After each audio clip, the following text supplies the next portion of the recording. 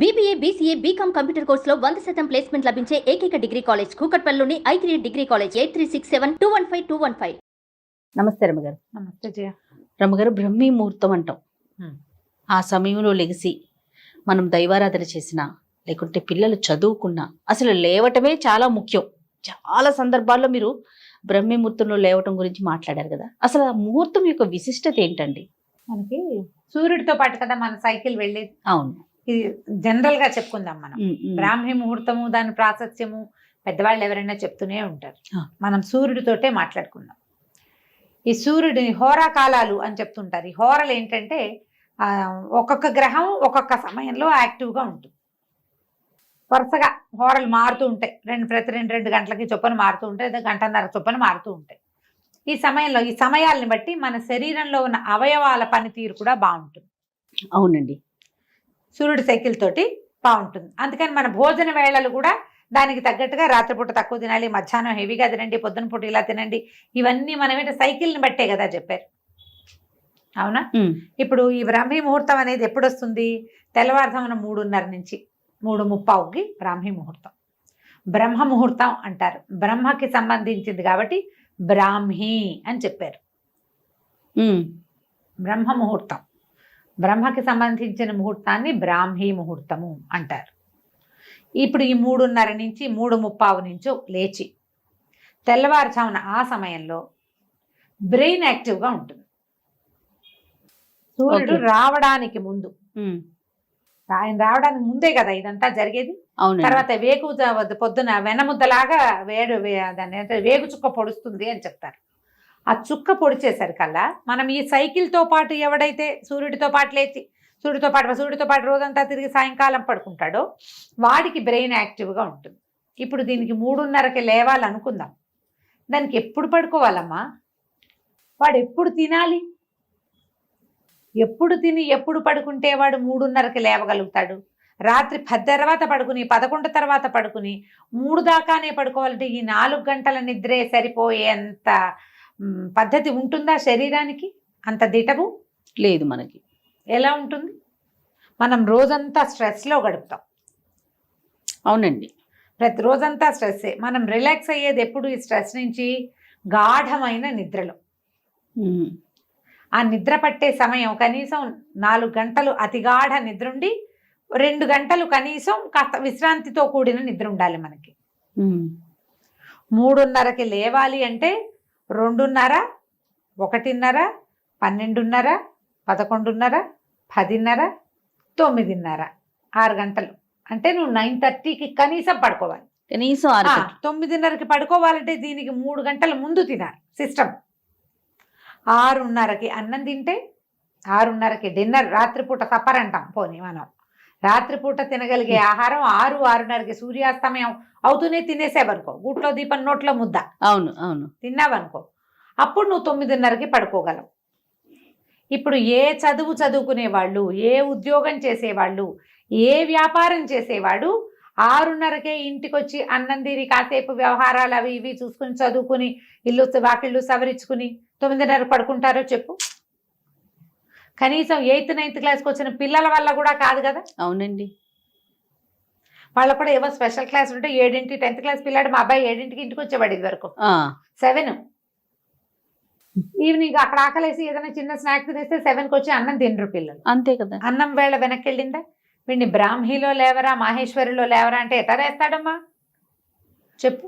చాలా కష్టం రమ్మగారు, ప్రాక్టికల్ గా కష్టం. కానీ ముహూర్తానికి ఉన్న బలం అయితే ముహూర్తానికి ఉంది. పోనీ 3:30 కాదు 4 దాటాక, పోనీ 4 కాదు 5కి లేవాలన్నా నువ్వు రాత్రి 10కి పడుకోవాలి. 10 గంటలకు పడుకునే వాళ్ళు చక్కగా లేస్తారు. చాలా మంది మేము లేస్తున్నాం అని పెడతారు. నువ్వు చెప్పు, 12ంటికి పడుకుని 3:30కి లేస్తామని చెప్పగలిగే వాళ్ళు ఎంతమంది ఉంటారు? అస్సలు ఉండలేకపోతే. అందులో విద్యార్థులు ఉండరు, ఈ కుర్రాళ్ళు చదువుకునే పెద్ద పిల్లలు ఉండరు, కొత్తగా ఉద్యోగాలు చేసుకునే వాళ్ళు ఉండరు. ఎవరుంటారు? కడు వృద్ధులు, పెద్దవాళ్ళు, ఏ పని లేని వాళ్ళు, పగలు నిద్రపోగలిగే వాళ్ళు. ఇది మెయిన్. నిద్ర తక్కువ ఉన్నా సరిపోయే ధోరణి ఉన్న శరీరతత్వం శరీర ధర్మమే అలాంటిది ఉన్నవాళ్ళు లేస్తారు. యోగులు వీళ్ళు లేవగలుగుతారు. లేని వాళ్ళు ఎవ్వరూ లేవలేరమ్మా. ఈ బ్రాహ్మీ ముహూర్తాన్ని పట్టుకుని బ్రాహ్మిలో లేవాలి అని చావగొట్టకూడదు జయ. అది పొరపాటు. మన కాలధర్మాన్ని మనం ఇప్పుడు ఎలా ఉన్నాం దాన్ని బట్టి కదా. ముందువన్నీ మార్చుకోకుండా ఒక పాయింట్ నే పట్టుకొని దాని చుట్టూనే తిరుగుతున్నామేమో అనిపిస్తా ఉంటది ఒక్కొక్కసారి కదరమ్మ గారు. ఇవి ఇట్లా చెప్తారు పెద్దవాళ్ళు ఎవరో, బ్రాహ్మీ ముహూర్తంలో లేస్తే ఎంత అద్భుతంగా ఉంటుందో చెప్తారు. నిజమే, జీవితంలో చాలా మార్పులు వస్తాయి పొద్దున్నే లేవటం వల్ల. నువ్వు పొద్దున్నే లేచి మధ్యాహ్నానికి కూడా నువ్వు ఇదే యాక్టివ్నెస్ తో ఉండగలిగే వాడైతే, అవును, నిద్రపోకుండా ఆ రాత్రి పడుకునే 4-5 గంటల నిద్రే నీకు సరిపోతుందంటే నువ్వు ఇలా 9ంటికే నిద్రపోగలిగే అవకాశం ఉంటుంది. కొంతమంది పడుకుంటున్నారు ఇప్పుడు అట్లా. అది అందరికీ ఎట్లా కుదురుతుంది? ఒక ఇంట్లో కుదురుతుంది, కుదరొద్దండి. వాళ్ళు మేము 7ంటికే అన్నం తినేస్తాం, 9ంటికే నిద్రపోతాం, మేము 6ంటికే తింటామంటారు. అన్నిళ్లలో అది కుదరది, అస్సలు సాధ్యం కాదు. మేము చేయలేం చేయాలి, నేను చెప్తా కదా. అదే అందరికీ సాధ్యం కావచ్చు. చెప్పలేను, అందుకని నాకు చెప్పబుద్ధి కూడా కాదు. నేను లేవట్లేదు, నేను లేవలేను, ఎలా చెప్తాం? 11 గంటల దాకా చదువుకుంటాను నేను. ఇప్పుడు నాలాగా చదువుకునే వాళ్ళు 11కి 11ంటికి నేను ల్యాప్టాప్ ఆపుతుంటే కూడా హలో రమా గారు అని ఒక మెసేజ్ వస్తుంది నాకు. నిజంగా అవును, ఇలా రావా? నా అంతటి నేను ఎవరికి మెసేజ్ పెట్టండి, అది మాత్రం చేస్తా. పొరపాటు కూడా రాత్రి 9 గంటలకు నేను ఎవరికి హలో కూడా అన్ను. వాళ్లే చేస్తే ఇంకా నాకు తప్పదు. అందరూ ఇప్పుడు నాబోటి వాళ్లే ఉన్నారు కదా. మనం పనులు మానేసుకుని ఆపేసుకుని ఏమీ చేయక్కర్లేదు మనకు. లేదా మనకు పని చేయవలసిన అవసరం లేని పరిస్థితి అయితే నువ్వు అలాగే తొందరగా పడుకుని బ్రాహ్మీ ముహూర్తంలో లేస్తావు. లేదా మధ్యాహ్నప్పుడు ఏదో కాసేపు ఒక అరగంట అట్లా ఒక కొడుకు తీస్తే, పవర్ నాప్ తీస్తే ఓకే అనుకోవచ్చు. ఇంత కొంచెం నిద్ర సరిపోతుంది, అలవాటు చేసుకోవాలి అని చెప్పే మహానుభావులు కూడా కొంతమంది కనిపిస్తారు. అందరికీ సరిపోదు రమ్మగారు, చాలా ఇబ్బంది పడిపోతారు నిద్ర సరిపోతే. ఎంత జబ్బు చేస్తుందో. అవునండి, సరిపడా నిద్ర లేకపోతే జబ్బు చేసినట్టు అయిపోతారు. అవును. మీరు బ్రాహ్మిలో లేవాలంటే 3:30కి లేచి, మీకు ఏదైనా అది ఎవరికి 3:30కి లేచి సంధ్యావందనం చేసుకునే వాళ్ళు, ఓ మంత్రోపదేశం ఉన్నవాళ్ళు, వాళ్ళు ఏదో చేసి దేవుళ్ళకి ఏదైనా చేసుకోవాలి. మిగిలిన వాళ్ళంతా ఎందుకమ్మా హైరానా చెప్పు? ఎందుకు వచ్చిన హైరానా? అది ఇదివరకు కాలంలో ఏం చెప్పేవాళ్ళు? బ్రాహ్మణులు ఈ వ్యవహారాలన్నీ చేసేవాళ్ళు, లోకహితం కోసం యజ్ఞయజనాది క్రియలు చేసేవాళ్ళు. వాళ్ళకి బ్రాహ్మీ ముహూర్తం. సూర్యుడితో పాటు పడుకుని సూర్యుడితో పాటు లేచేవాళ్ళు, సూర్య సంబంధమైన క్రియలు చేసే వాళ్ళందరికీ, అంటే సూర్యుడితో సంబంధించిన వ్యవసాయ ఆధారితమైనటువంటి రకరకాల పనులు చేసేవాళ్ళు, మట్టితో పనిచేసేవాళ్ళు, వీళ్ళందరూ సూర్యుడి కంటే ముందు వేకువజామున లేవటం. తెల్లవారుజామున వెనమెద్దలాగా వస్తుంది, అది చూస్తారు, లేస్తారు, ఏవో ఇళ్లలో పనులు చేసుకుంటారు, తెల్లవారకుండానే బయలుదేరుతారు. వీళ్ళు ఎప్పుడు పడుకునే వాళ్ళు? పాత రోజుల్లో గూట్లో దీపం నోట్లో ముద్ద. రాత్రుళ్ళు మనకల్లే ఫోన్లా, టీవీలా, ల్యాప్టాప్లా, ఆఫీస్ వర్క్లా, ఏమైనా కాల్సా ఏముండేవి? వాళ్ళు చేశారని మనం కూడా చేయాలంటే ఎలా కుదురుతుంది? ఇలా కంపెల్ చేయకూడదేమో అనుకుంటాను జయ. నా మటుకు నేను చెప్తున్నా కదా, మనం ప్రజల్ని మోసం చేయకూడదు, బలవంతం చేయకూడదు, చెప్పాలి. ఇది ప్రాక్టికాలిటీ. అవును, అవ్వందాన్ని అయిపోతుంది, చేసేయాలి, అదే కరెక్ట్ కాదు అంటే అది మారేడికాయ చేయటం కదా. మీరు ఇప్పుడు పొద్దున్నే లేచి ఆ సమయంలో లేవటం వల్ల జాగృతమయ్యే జీవశక్తి ఏంటో మీరు తెలుసుకోదలుచుకుంటే దానికి ముందు రాత్రి పెందరాళే పడుకోవటం మొదలు పెట్టండి. దానికి ముందు తినటం మొదలు పెట్టండి. 6:37 అవ్వాలి లోపల 6-6:30 కల్లా అన్నం తినేయండి. మీరు ఏం తింటారో, అన్నం తింటారా, రొట్టెలు తింటారా, జావ తాగుతారా, అంబలి తీసుకుంటున్నారా, ఒట్టి రాగి మాల్టే తీసుకుంటారా, ఏది తీసుకున్నా 7 అవ్వకూడదు. సూర్యాస్తమయం అవుతూనే మీ అన్నం అయిపోవాలి. 9-9:30 కల్లా నిద్రపోండి. దానికి అరగంట ముందే స్క్రీన్ టైం ఆపేయండి. పిల్లల్ని నిద్రపుచ్చుతాం మనం. అప్పుడు పిల్లల్ని నిద్రపుచ్చి మన పనులు మనం చేసుకుంటాం సాధారణంగా. ఇప్పుడు మనం ఏం చేయాలి? ఇలా నిద్రపోతే అప్పుడు మీరుకి పెందరాళే పొద్దున్నే లేచే అలవాటు అవుతుంది. ఇప్పుడు ఎప్పుడు పడుకున్నా నాకు 4కే మెలకు వస్తుంది, గంట కొట్టినట్టు అని చెప్పేవాళ్ళు కొంతమంది ఉంటారు. వాళ్ళ క్లాక్ అట్లా ఫిక్స్ అయిపోయి ఉంటుంది. ఫిక్స్ అయిపోయిన క్లాక్ వాళ్ళకి చెప్పేది ఏమీ లేదమ్మా, మీరు మహానుభావులు, మిమ్మల్ని పొద్దున్నే మీ కాళ్ళకి దండం పెట్టాలి మేము. ఫిక్స్ కాని వాళ్ళ సంగతి. ఇలా చెయ్యాలనుకుంటే కనుక రాత్రి పడుకోండి. శరీరాన్ని శ్రమ పెట్టకూడదు. ప్రధానంగా చెప్తారు శరీరమాద్యం కలు ధర్మ సాధనం అని. మనకు ఇది ఉంటే ఏదైనా చేస్తాం, ఏదైనా చెయ్యి. దీన్ని అనారోగ్యం పాలు చేయబోక, బలవంతం పెట్టద్దు. ఇలా చెయ్యి, రాత్రి పడుకో, పొద్దునేలే. ఈ సమయంలో ఏంటంటే మనకి శరీరం, ప్రపంచం అంతా ఆక్సిజన్తో నిండి ఉంటుంది, ప్రశాంతత ఉంటుంది, శబ్దాలు ఉండవు. ఒక్క ఓంకారం చేసిన ఓం అన్నామంటే మన ఓము మనకే 100 సార్లు వినపడుతుంది. ఒక్క మంత్రం చేసామంటే అది 100 సార్లు చేసినట్టుగా అవుతుంది. సమయం వల్ల సూర్యోదయానికి ముందు ఆ సమయంలో ఉండేటువంటి ఎనర్జీ వేరేగా ఉంటుంది. ఆ సమయంలో చేసేటువంటి మంత్రోచ్చారణ కానీ, దైవ సేవ కానీ, విద్యాభ్యాసం కానీ చాలా మంచి ఫలితాన్ని ఇస్తాయి. హ్యాండ్ రైటింగ్ బాగుండని వాళ్ళు పొద్దున్నే మొహం కడుక్కోకుండా రాసుకోమనేవాడు మా రంగబాబు. హ్యాండ్ రైటింగ్ బాగుండేది కాదు.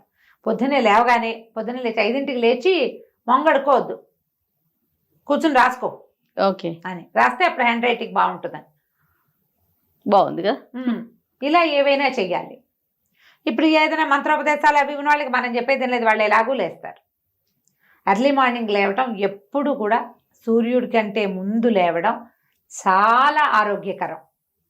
అది బ్రెయిన్కి మంచిది, శరీరానికి మంచిది. రోజు చాలా మిగిలిపోతుంది మనకి. అవును. లేటుగా లేస్తే ఏముంది, బద్ధకం మిగులుతుంది, సమయం మిగలదు, వేస్టేజ్ ఎక్కువ ఉంటుంది. మనకి అలా లేటుగా లేవటం అనేది ఒకటి ఫిక్స్ అయిపోతుంది బ్రెయిన్. ఆ లేటుగానే లేస్తాం, ఎప్పుడు పడుకున్నా లేటుగానే లేస్తూ ఉంటాం. దానికి ఫిక్స్ చెయ్యొద్దు. కానీ ఈ బ్రాహ్మిలో లేవాలని మీరు 1 గంటకు పడుకుని 3:30కి లేచి కూర్చుని ఏం చేస్తారు? కళ్ళు పడిపోతూ ఉంటాయి, ఒళ్ళు వాలిపోతూ ఉంటుంది. ఎందుకు? అది మైండ్ యాక్టివ్గా వర్క్ చేయదండి. ఉండదు. నువ్వు సరిపడా నిద్రిస్తే, నిద్ర కనుక ఇస్తే షార్ప్గా ఉంటాం, బ్రెయిన్ షార్ప్గా ఉంటుంది. ఆ సమయంలో ఉండేటువంటి పాజిటివ్ ఎనర్జీని మన మైండ్ అండ్ సోల్ తీసుకోగలుగుతాయి. అవును. ఫిట్గా ఉంటాం. అప్పుడే కాస్త ఎక్సర్సైజ్ చేయడానికో, కొంచెం యోగా చేయడానికో, కాస్త వాకింగ్ చేసుకోవడానికో, అవకాశం, కాస్త దేవతార్చన చేసుకోవడానికో ప్రశాంతంగా 3:30కి లేచి ఇంట్లో సామాన్లు సవరిస్తా, ఇల్లు ఉడుస్తా అంటే మిగిలిన వాళ్ళు తిట్టిపోస్తారు. అదో బాధగా ఉంటుంది. అందరినీ లేపు కూర్చోబెట్టాలంటే వీళ్ళందరినీ రాత్రి 9కే పడుకోబెట్టాలి. మీ వల్ల అయితే చేయండి. వాళ్ళు ఎవరో చెప్పారు చేయకపోతే కుదరదు, అందుకే వాళ్ళని వినమన్నాను అని. ఇంట్లో ఒక్కళ్ళకి అది నచ్చుతుంది. ఇది ఆ చేయగలిగే వాళ్ళకి, ఏ పని లేని వాళ్ళకి, రాత్రిపూట ఏ వ్యవహారం చేయక్కర్లేని వాళ్ళకి నచ్చుతాయి అవన్నీ. మిగతా వాళ్ళకండి తెల్లారితే ఉరుకులు పరుగులు కదా రమ్మగారు. అవునా? పిల్లలతో ఇంట్లో మనం ఎంతెంత ఉరుకులు పెట్టాలి, ఎంతెంత పరుగు పెట్టాలి, ఎన్నెన్ని పనులుంటాయి. బ్రాహ్మీ ముహూర్తంలో లేవాల్సిందే నేను చెప్పేస్తాను అనుకున్నావా జయ? నువ్వు? నేను అనుకోలేదు రమ్మగారు, నాకు తెలుసు మీ గురించి. లేవండమ్మా, అవకాశం ఉన్నప్పుడు. ఇప్పుడు పండగలు అప్పుడు తెల్లవారుసామునే లేస్తాం. అవును. పొద్దునే తలంట్లు పోసుకోవటానికి, పూజ అది ఏర్పాటు చేసుకోవటానికి. ఇదే మనం అలవాటు చేసుకుంటే భలే బాగుంటుంది అని అనిపిస్తుంది. అది ఎప్పుడన్నా ఒకసారి లేస్తాం కాబట్టి. ఇప్పుడు మనం రోజు చేయాలంటే నేను చెప్పే కదా, లివింగ్ స్టైల్ మార్చుకోండి, మంచిది, సంతోషం, చక్కగా కుదురుతుంది. ఆ సమయాన్ని పూర్తి పాజిటివ్ ఎనర్జీని మీరు ఆస్వాదించవచ్చు, అనుభవించవచ్చు, బాగుంటుంది. చూద్దాం అసలు ఎలాంటి కామెంట్స్ పెడతారు, ఏంటి రమ్మగారు ఇలా చెప్పారు అని పెడతారో, లేదు చాలా కరెక్ట్ గా చెప్పారు రమ్మగారు, మేము కూడా మీతో ఏకీభవిస్తున్నాం అంటారు. నేను నా ఉద్దేశం చెప్పానమ్మా, చూద్దాం. అంతే. రైట్ రమ్మగారు, నమస్తే. నమస్తే.